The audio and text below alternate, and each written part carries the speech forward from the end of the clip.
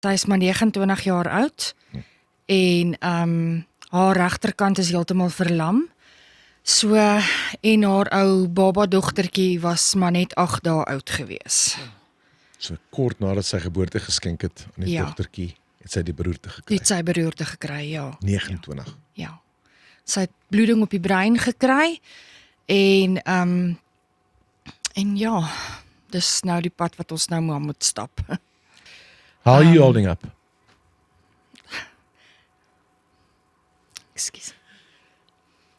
Dis my kind, ons moet maar deurdruk, jy weet, ons moet maar, kan haar nie net los nie, dis moeilik party dae, maar met die Here se genade, kom ons daar deur elke dag, so, en dis bitter moeilik om jou eie kind so te sien, dis nie lekker nie, jy weet, so, ESABSA, it's a company in Germiston. They've already supplied the oxygen machine and the oxygen at home, which is a contribution of about 75,000 rand. So they've already done that, which is a very, very important and generous contribution. Am I right? Yes, thank you very much. But now from the Good Morning Angels Fund, we'll give you 100,000 rand.